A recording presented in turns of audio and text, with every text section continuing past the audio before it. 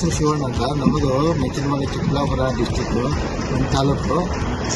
ನಾವು ಮೊದಲು ಪೆಟ್ರೋಲ್ ಗಾಡಿ ಹೀರೋ ಹೊಂಡ ಓಡಿಸ್ತಾ ಇದ್ವಿ. ದಿನ 300 ರೂಪಾಯಿ ಪೆಟ್ರೋಲ್ ಬೇಕಾಗಿತ್ತು. ದಿನ 300 ರೂಪಾಯಿ ಪೆಟ್ರೋಲ್ ಬೇಕಾಗಿತ್ತು. ಇವಾಗ ಈ ಗಾಡಿ ತಗೊಂಡ್ವಿ, ಒಂದು 6 ತಿಂಗಳಾಯಿತು.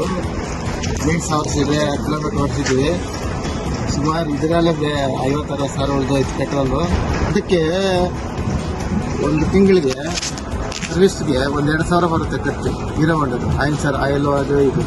ಆಮೇಲೆ ಚೈನೀಸ್ ಪ್ಯಾಕೆಟು 6 ತಿಂಗಳಿಗೆ ಚೈನೀಸ್ ಪ್ಯಾಕೆಟ್ ಹೋಗುತ್ತೆ. ಇದರದ್ದು ಏನಕ್ಕೂ ಬರಲ್ಲ, ಅಂದರೆ ಮೇಂಟೆನೆನ್ಸೇ ಫ್ರೀ. ಅದರಿಂದ ನಮ್ಮ ಪೆಟ್ರೋಲ್ ದುಡ್ಡಲ್ಲಿ 1 ವರ್ಷಕ್ಕೆ ಗಾಡಿ ಫ್ರೀಯಾಗಿ ಹೋಗುತ್ತೆ. ನಾವು ಗಾಡಿ ತಗೊಂಡು ಒಂದು 6 ತಿಂಗಳಾಯಿತು. ಎಷ್ಟು ಓಡಿಸಿದ್ರೆ 17,612 ರೆಸ್ಟ್ರೇಷನ್ನು ಎಲ್ಲ ಚೆನ್ನಾಗಿದೆ. ಆರಾಮಾಗಿ ನಾವು ಅಲ್ಲಿ ರೋಡಲ್ವಾ, ಗುಣಿಗೆಲ್ಲ ಹೋದ್ರು ಮೈಲೇಜ್ ಎಲ್ಲ ಚೆನ್ನಾಗಿ ಬರುತ್ತೆ. 200 ಬರುತ್ತೆ.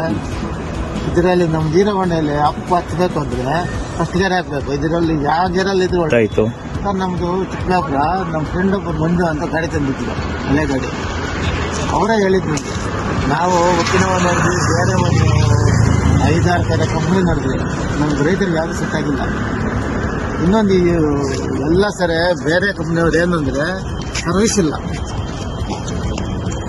ಗಾಡಿ ತಗೊಂಡೋದ್ರೆ ಸರ್ವಿಸ್ ಇಲ್ಲ. ಹ್ಞೂ ಸರ್, ಮನೆಗೆ ಬಂದು ಪಾಪ ಮಾಡಿಕೊಡ್ತಾರೆ. ಓಕೆ. ನಮ್ಮ ಪಕ್ಕದಲ್ಲೇ ಒಂದು ಗಾಡಿ ನಿಂತೋಗಿ ಒಂದು 3 ತಿಂಗಳಾಗಿದೆ. ಅವ್ರು ಬರೋ ಎಲ್ಲ